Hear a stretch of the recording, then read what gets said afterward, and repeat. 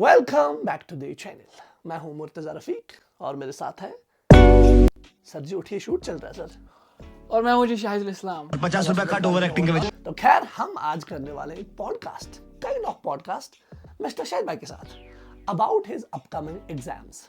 क्या बात है। 3 दिन में इसके 8th के एग्जाम्स आने वाले हैं। हालांकि 8th के ही नहीं, 10th के एग्जाम्स भी आने वाले हैं। 12th के तो चल रहे हैं, अभी स्टार्ट हो गए 12th के, तो एग्जाम का सीजन ही चल रहा है। लेकिन इसका 8th का एग्जाम है, बोर्ड क्या डाइट का एग्जाम है इसका। तो हमने सोचा क्यों ना सर जी से हम बातचीत करें और जाने कि क्या विचार है आजकल के बच्चों के अबाउट एग्जाम्स। क्योंकि अभी मैं तो टीनेज से निकल गया हूँ, अभी मैं अपना भी शेयर करूंगा बाद में, पर फिलहाल हम शायद बस जानते हैं। सबसे पहला क्वेश्चन मेरा डायरेक्ट टू द पॉइंट रहेगा कि do you feel some pressure? मतलब एग्जाम्स आ रहे हैं, 3 दिन बचे हैं, मतलब कोई वो प्रेशर है कि यार एग्जाम में अच्छा परफॉर्म करना है, या बाकी आपके जो क्लासमेट्स हैं do they feel the same like you do, और उनका अलग पर्सपेक्टिव है एग्जाम्स को लेके? तो क्या कुछ है इसका सीन? पहला ही सवाल कुछ भारी सा है।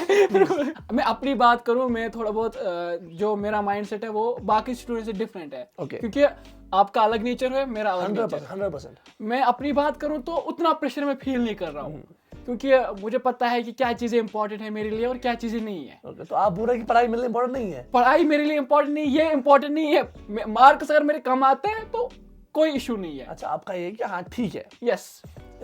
ऐसा नहीं है कि यार कि मुझे मरना है, मतलब आई हैव टू, हाँ। मतलब नींद वो वैसे कि देखो ऐसे बच्चे भी होते हैं जो मतलब अलार्म रखते हैं। मतलब वो अलार्म क्या रखते हैं, अलार्म तो सभी रखते हैं, मतलब मेरा मतलब रात को अलार्म रखते हैं कि नहीं 1 बजे के पहले नहीं सोना है, 2 बजे के पहले नहीं सोना है, सुबह 5 बजे उठ के पढ़ाई करनी है। मतलब वैसा प्रेशर आपको नहीं है कि आपका जब टाइम आ रहा है तब पढ़ रहे हैं, नहीं आ रहा टाइम तो नहीं पढ़ रहे हैं? मैं जब मुझे इंटरेस्ट आएगा कि यार इस समय मुझे पढ़ना है तो मैं उस समय पढ़ लेता हूँ। लेकिन अब जो बाकी स्टूडेंट्स हैं मेरे क्लासरूम में, do they feel some pressure? वो बहुत, yes, by family, by teachers, by people around them. तो यस, उनके लिए मतलब वो पूरा पढ़ते हैं, वो बाहर 1 घंटा भी नहीं स्पेंड करते। अब दे आर नॉट सोशल, तो ज्यादा खेलते नहीं है, ज्यादा बाहर नहीं जाते, they are mostly into studies. Yes. तो इस चीज का मैं जवाब मिल गया। लेकिन इसका आप ये भी बोल सकते हैं, मतलब प्रूव कर सकते हैं आपके जो आपका माइंडसेट है वो उनसे बेटर है। इससे आप प्रूव कर सकते हैं आपने उनसे बेटर परफॉर्म किया है, या करते हैं परफॉर्म उनसे बेटर आप जो प्रेशर फील करते हैं?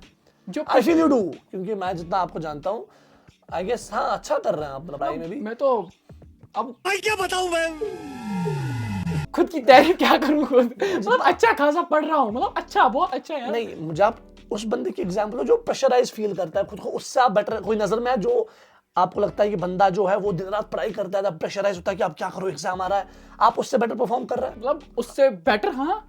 मतलब कोई ऐसी एग्जांपल है स्कूल में आपके, या क्लासमेट है? या सॉरी ये ज्यादा हो गया। एक्चुअली ये जो है ये इस पे मैं भी बिलीव करता हूँ कि बच्चे को कोई प्रेशराइज फील नहीं करना चाहिए। ऐसा नहीं कि आपको पढ़ना नहीं है, हाँ पढ़ना है, 100% पढ़ना है, बट ऐसा नहीं करना है कि भाई दिमाग की दही नहीं बनानी है कि यार पढ़ना है। और अगर आपको 8th में फायदा में भी दे सकता है, लॉन्ग टर्म में आपको ये बहुत तकलीफ देगा। हाँ 100%। अगर आप एक टाइम पे अच्छा परफॉर्म करेंगे, लेकिन आपका आप दिमाग को प्रेशराइज कर रहे हो कि नहीं, तो उस हिसाब से हाँ पढ़ना है, बट ध्यान से हर चीज को मैनेज करना है अकॉर्डिंगली, जो आपकी प्रायोरिटीज है ऑब्वियसली उस हिसाब से। That's it. Okay, moving on to next question. Sir मैं आपको इसी बारे में सवाल पूछूंगा कि क्या आपके लिए मार्क्स मैटर करते हैं? जैसा कि पहले आपने आंसर दिया, मुझे लगता है मैटर करते हैं आपके लिए। नहीं नहीं लेकिन हाँ एक चीज है, फैमिली रिक्वायरमेंट्स है, तो उसकी वजह से अब आए ना लाइन पे, उसकी वजह से थोड़ी बहुत फैमिली रिक्वायरमेंट होती है कि नहीं भाई साहब इसके कमाए तो घर से निकलना पड़ेगा? नहीं यार, वैसा सीन नहीं है। अगर आप 1-2 साल पहले मेरे से सेम क्वेश्चन पूछ रहे तो मैं आपको कहता कि भाई अगर मेरे मार्क्स 95% नहीं आए तो अबू जी डांटेंगे, अबू जी मारेंगे। लेकिन आज मुझे लगता है कि अगर मेरे मार्क्स अल्लाह ना करे बहुत कम भी आएंगे तो अबू या घर वाले उतने मारेंगे नहीं, डांटेंगे नहीं। मारेंगे नहीं, उतना नहीं मारेंगे। मैं सोच रहा हूँ, सुनो यार, मारेंगे नहीं, डांटेंगे नहीं, वो अभी वो समझ रहे हैं। हाँ जी। अब मैं उनको समझा रहा हूँ कि क्या चीजें इंपॉर्टेंट है मेरी, क्या चीजें इंपॉर्टेंट नहीं है। अगर मेरे मार्क्स कम आते हैं तो वो मुझे 110% सपोर्ट करेंगे। There must be a reason कि मार्क्स क्यों कम आए, किसी वजह से थोड़ी चलो चलता है। ओके, तो I feel the same, absolutely same, कि मार्क्स मैटर नहीं करते। तो मतलब ऐसा नहीं है कि अगर फॉर एग्जांपल इसके 500 में से 490 मार्क्स आए और किसी और बंदे के 400 में से 200 मार्क्स आए, तो ऐसा हो सकता है कि वही डॉक्टर बने और ये बेरोजगार रहे। अल्लाह ना करे भाई। मतलब हो सकता है, ये जरूरी नहीं है कि जिसके ज्यादा मार्क्स आते हैं वही सफलता पाता है, कुछ भी हो सकता है। ये बेरोजगार रह सकता है, वो सफलता पा सकता है, या वाइस वर्सा, जो भी हो सकता है। तो यस, मार्क्स इंपॉर्टेंट नहीं है, हालांकि मार्क्स अच्छे लाने के लिए ट्राई हमेशा करनी चाहिए, क्योंकि एक स्कूल में एक स्टैंडर्ड रहता है कि हाँ भाई अच्छा पढ़ता है, मतलब यार जो भी चीज़ हो खुद की सेटिस्फेक्शन के लिए। और ऑब्वियसली मार्क्स तभी अच्छा थे जब हम अच्छे पढ़ते, लेकिन अब हालांकि बहुत चीज़ों से मार्क्स अच्छे आते हैं, चीटिंग करते हैं लोग या हाई सेटिंग वगैरह होती है एग्जाम में, तो हम कभी नहीं कह सकते कि फेयर है, क्योंकि मार्क्स कुछ भी हो सकता है। क्योंकि मैंने अपने साथ देखा है हमारे स्कूल में, मतलब ऐसे बच्चे जो क्लास में वो डॉन बच्चे थे, मतलब वो ना वो दफंगे बच्चे आई कैन से, तो टीचर भी उनसे डरते थे, तो वो खुलेआम स्कूल में चीटिंग करते थे और उससे अच्छे मार्क्स लाते थे। तो हम उनको नहीं कह सकते कि यार इसने अच्छे मार्क्स लाए तो इज अ गुड स्टूडेंट, तो ऐसा सीन है। ओके, नेक्स्ट थर्ड क्वेश्चन, जो कि फिर से इसी रिलेटेड है कि फैमिली कितना इंपॉर्टेंट करती है एक स्टूडेंट की लाइफ में, मतलब फैमिली का बिहेवियर टुवर्ड्स बच्चा ड्यूरिंग द एग्जाम्स। बहुत ज्यादा। कैसे?